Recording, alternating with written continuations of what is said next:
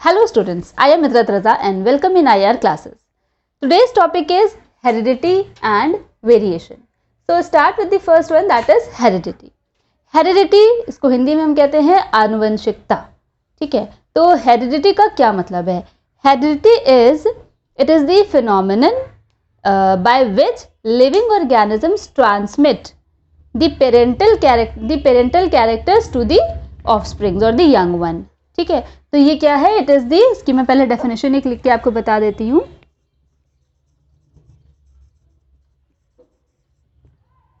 Heredity, it is the phenomenon by which living organisms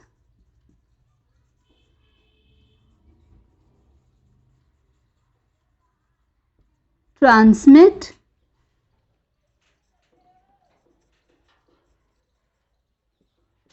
the parental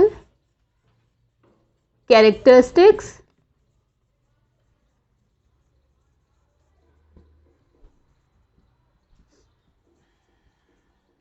to the next generation or the successive generation.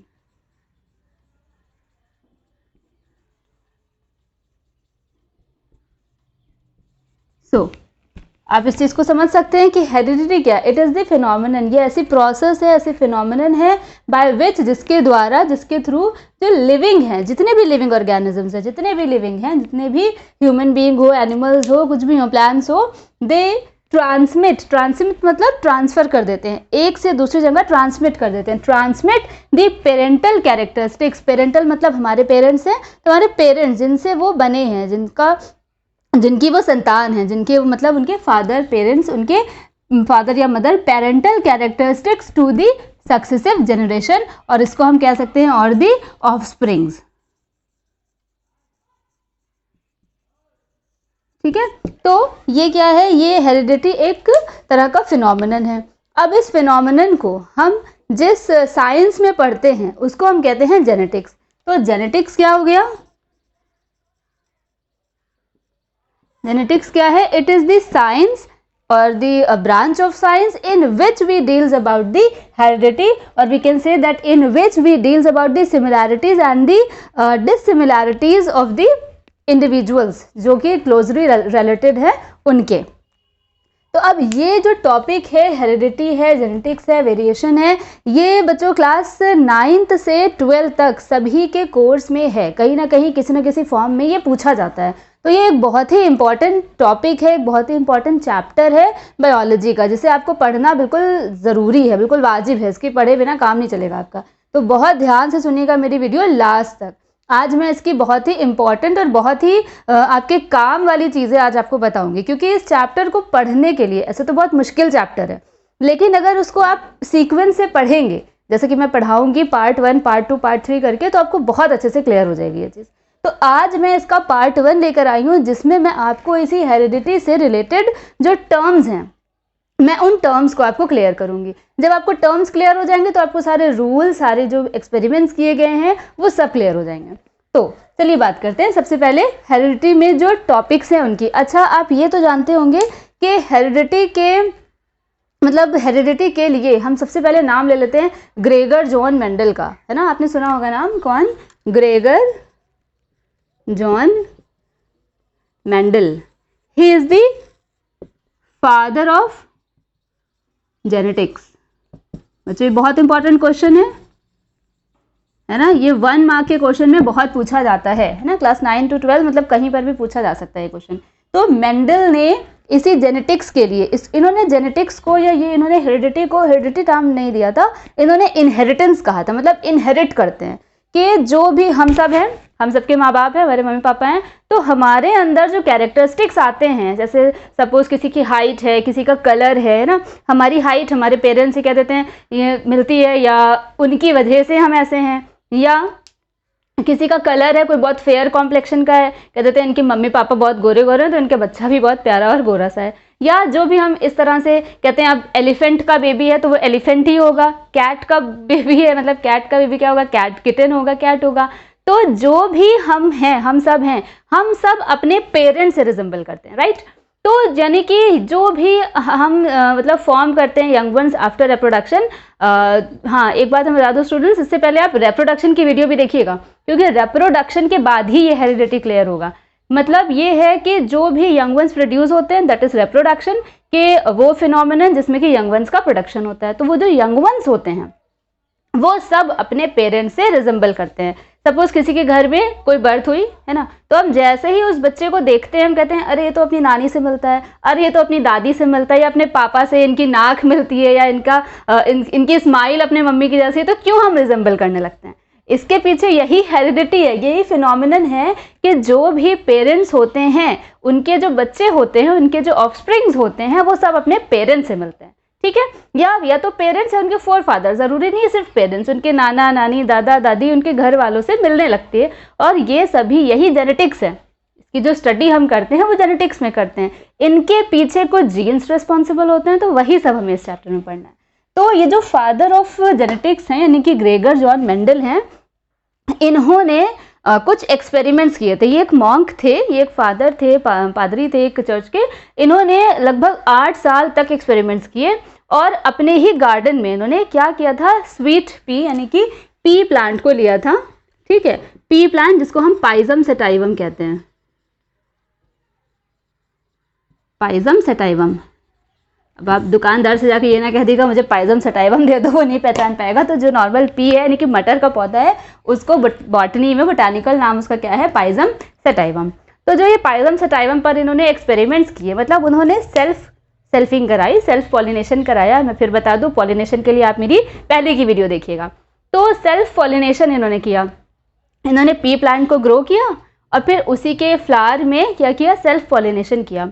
जब self pollination कर लिया तो इनको जो भी फर्स्ट जनरेशन में अपेयर हुए, इन्होंने उस पर पूरी स्टडी किया, पूरा एक्सपेरिमेंट्स के बाद फिर इन्होंने कुछ लॉज दिए। उन लॉज को बहुत ही ज़्यादा माना गया और उसी के बेसिस पर ये सारे लॉज अभी तक पढ़े भी जा रहे हैं और बहुत ज़्यादा इंपॉर्टेंट भी हैं।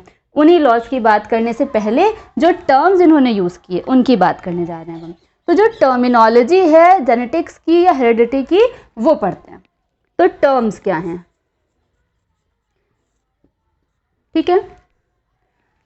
टर्म्स क्या हैं, जैसे एक टर्म इसमें आप पढ़ेंगे जब आप सबसे पहले तो करेंगे क्या कि आप कह देंगे कि इसमें क्या है, क्रोमोसोम्स हैं, क्रोमोसोम्स। अब ये क्रोमोसोम क्या, तो सबसे पहले टर्म्स बता कर लेते हैं क्या हैं। Chromosomes, gene, dominant character. अभी हम कहेंगे ये डोमिनेंट कैरेक्टर, अब आप कहेंगे भाई डोमिनेंट क्या होता है, recessive,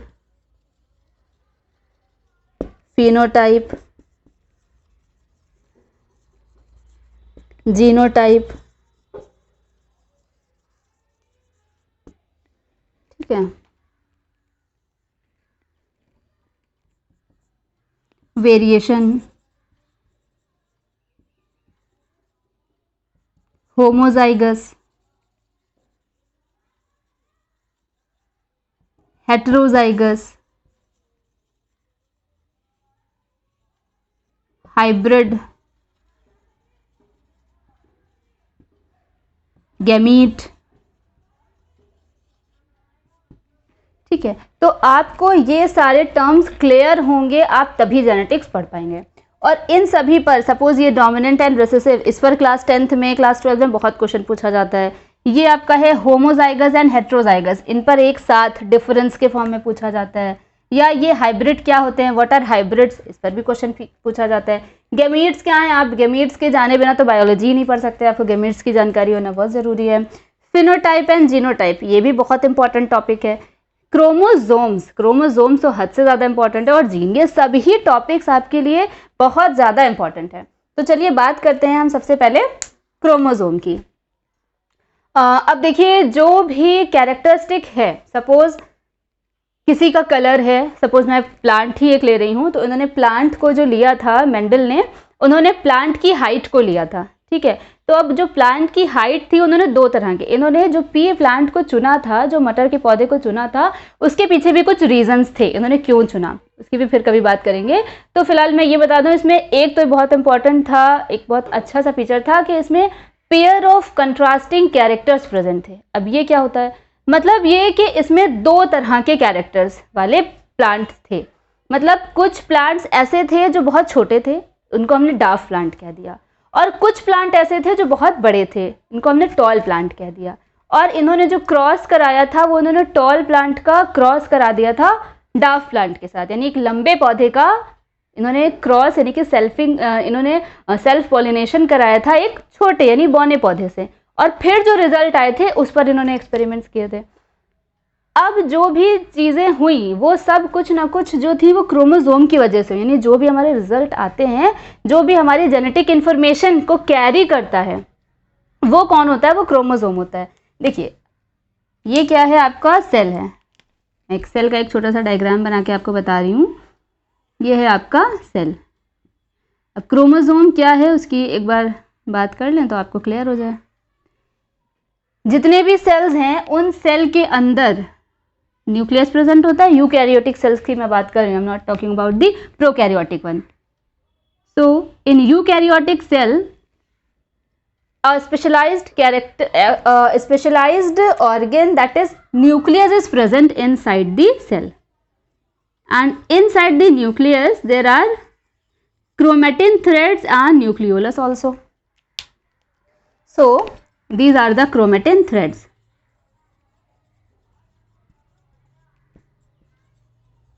And at the time of division, when division is going to start, क्या होता है, ये जो क्रोमेटिन थ्रेड्स होते हैं, these all are condensed and form the structure called the chromosome. यही जो क्रोमेटिन थ्रेड्स होते हैं ये कंडेंस होकर के, इकट्ठे होकर के पास में स्ट्रक्चर बना लेते हैं, इसको हम कहते हैं क्रोमोसोम्स। क्या बना लेते हैं ये, यही क्रोमोसोम्स फॉर्म कर लेते हैं। जो सेल है, you know that cell is the functional and structural unit of living organisms. जितने भी हम सब हैं, हम सब सेल्स से ही मिलकर बने हैं, ठीक है। तो सेल्स क्या है, ये स्ट्रक्चरल एंड फंक्शनल यूनिट है, यानी हम सब में सेल है। सेल के अंदर जो न्यूक्लियस है, उस न्यूक्लियस के अंदर जो क्रोमेटिन मटेरियल है, that is the only responsible for the characteristics. हम सबके अंदर जो भी कैरेक्टर्स हैं उनके पीछे यही क्रोमोसोम रिस्पॉन्सिबल है। तो यही क्रोमोसोम क्या है, ये प्रेजेंट है कहाँ पर, ये इस न्यूक्लियस के अंदर प्रेजेंट होता है, और ये विजिबल होता है। मतलब ऐसे तो आप नेकेड आई से तो नहीं देख सकते, because cell is very small, बहुत माइन्यूट होता, बहुत छोटा होता है। इसको तो आपको माइक्रोस्कोपिक स्टडी करोगे तभी क्लियर होगा। तो जब आप माइक्रोस्कोप में सेल को देखते हैं और इसके अंदर न्यूक्लियस होता है, इसको हम एसिटोकार्बिन से स्टेन करते हैं। हो सकता है आपने प्रैक्टिकल किया भी हो अनियन का, तो अनियन रूट टिप में जब आप प्रैक्टिकल करते हो तो आपको सेल्स के अंदर का न्यूक्लियस दिख जाता है, और न्यूक्लियस के अंदर क्रोमोसोम्स भी नजर आ जाते हैं। तो जो क्रोमोसोम है उसका कुछ ऐसा स्ट्रक्चर होता है, ये है आपका क्रोमोसोम। तो ये क्रोमोसोम ही क्या है, it is the genetic material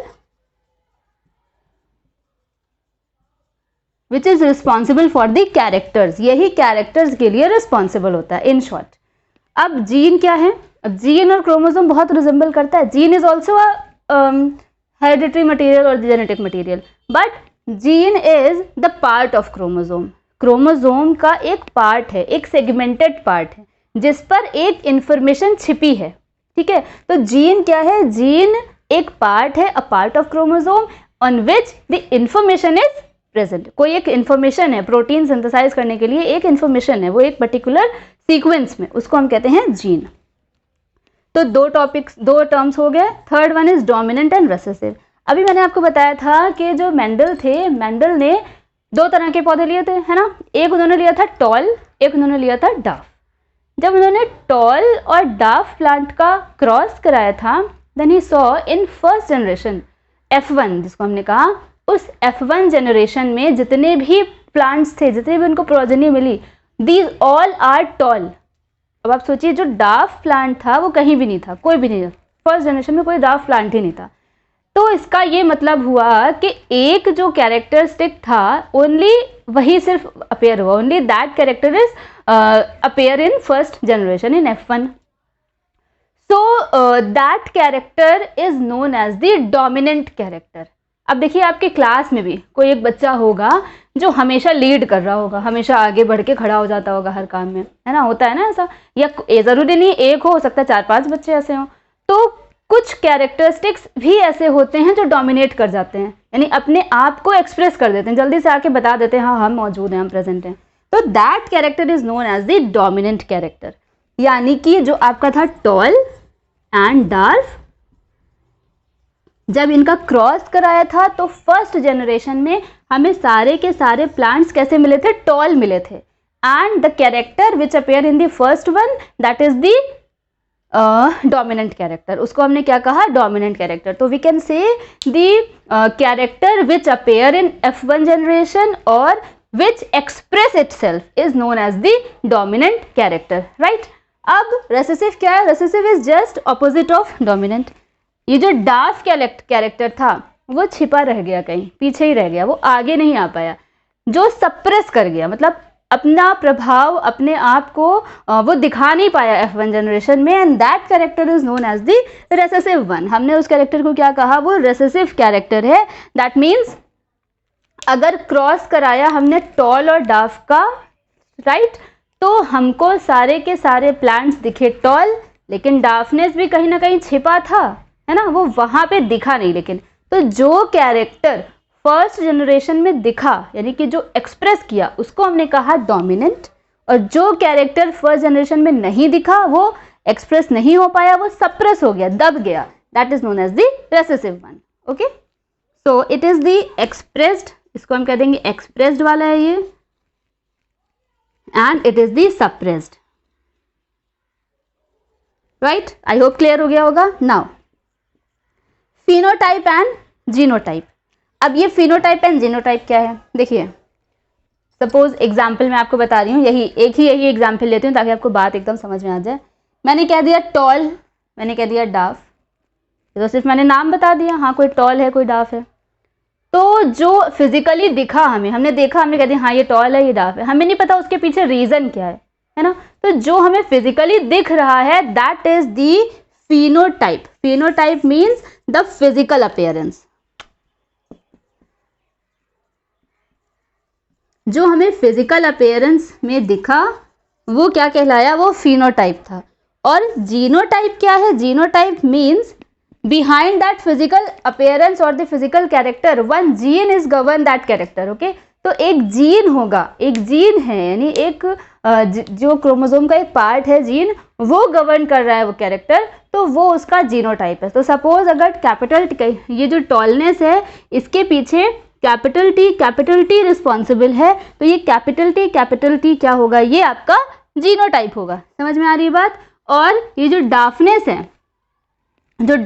है वो है सपोज स्मॉल टी की वजह से, तो ये स्मॉल टी क्या हो जाएगा? ये आपका जीनोटाइप हो जाएगा। ठीक। वेरिएशन, अच्छा वेरिएशन क्या है? देखिए, सब एक दूसरे के जैसे भी हैं और एक दूसरे से अलग भी हैं, है ना। तो हेरिडिटी के साथ साथ हमें वेरिएशन भी पढ़ना है। हम सब हैं तो अपने पेरेंट्स के जैसे, है ना, पेरेंट्स के जैसे हैं, लेकिन तब भी बिल्कुल हूबहू तो वैसी नहीं है हमारी शक्ल, तो कहीं ना कहीं हम वेरी भी करते हैं। तो वेरिएशन मीन्स सिंपल फॉर्म में हम इसको कह देंगे differences among each other. Variation means the differences. Now homozygous and heterozygous. Homo means same and hetero means different.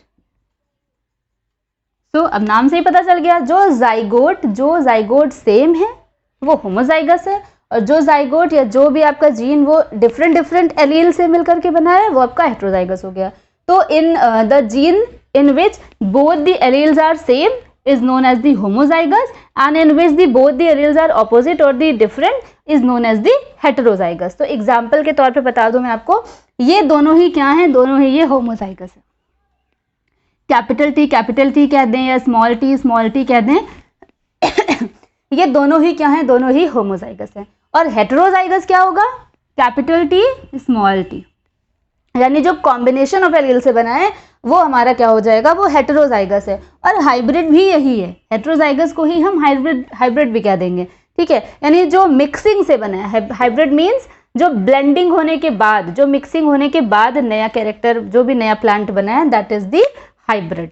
तो लास्ट में पढ़ लेते हैं गैमीट के बारे में। गैमीट क्या है? Gamete, you know that the male and female sex organ जो है वो जो भी प्रोड्यूस कर रहे हैं सेल, मेल सेल और the female cell, it is known as the gamete, whether it is male or female. So I hope आपको इतना क्लियर हो गया होगा. एक बार मैं इसका क्विक रिविजन दे देती हूँ ताकि आपको बात समझ में आ जाए. हेरिडिटी क्या है? It is the phenomenon by which living organisms transmit the parental characteristics to the successive generation, यानी नेक्स्ट जनरेशन में जो कैरेक्टरिस्टिक्स ट्रांसमिट होते हैं उसको हम क्या कहते हैं? ये क्या है? हमारा हेरिडिटी है. इसको हम जिस साइंस में डील करते हैं, जिस ब्रांच ऑफ साइंस में पढ़ते हैं, वो हमारा जेनेटिक्स है. हाँ, एक बात मैं बता दूं आपको कि जो फर्स्ट टर्म ये दिया था, ये डब्ल्यू बेटसन ने दिया था. ये टर्म किसने दिया था? डब्ल्यू बेटसन ने. ये भी 1 मार्क का क्वेश्चन है, ठीक है. The term was given by W Bateson. Gregor John Mendel थे, हैं क्या? ये हैं फादर ऑफ जेनेटिक्स. और इन्होंने जो एक्सपेरिमेंट्स किए हैं वो एक्सपेरिमेंट्स की आज मैंने बात नहीं की है, मैंने सिर्फ उनसे रिलेटेड कुछ टर्म्स की बात की, और ये सारे वो टर्म्स थे. क्रोमोसोम क्या है? क्रोमोसोम वो पार्ट है, हेरिडिटरी मटेरियल है, जेनेटिक मटेरियल है, which is present inside the cell and is responsible for the genetic और द पेरेंटल और the characters. It is responsible for the character. Gene क्या? It is the part of chromosome, part of chromosome. Dominant and recessive character क्या है? वो character जो first generation में appear होता है, जो अपने आप को एक्सप्रेस करता है आफ्टर क्रॉसिंग. जब क्रॉसिंग करते हैं, सेल्फ पॉलिनेशन कराते हैं, तो the character which express itself is known as the dominant character and which is suppressed, जो सप्रेस हो जाता है उसको हम क्या कहते हैं? वो होता है हमारा recessive character, right. Phenotype and genotype. Phenotype physical appearance, हम जैसे दिख रहे हैं वो फिनोटाइप है. उसके पीछे जो जीन रिस्पॉन्सिबल है, जिसकी वजह से हम ऐसे दिख रहे हैं, वो हमारा क्या हो जाएगा? Genotype. Variation means simple differences. Homozygous means same allele. Heterozygous mean different, अलग अलग एलील. हाइब्रिड वही हाइब्रिड जो मिक्सिंग के बाद बना है. गैमेट यानी मेल और फीमेल सेल्स को हम कहते हैं गैमेट्स. तो आई थिंक आपको क्लियर हो गया होगा. तो आज के लिए इतना ही. Thank you.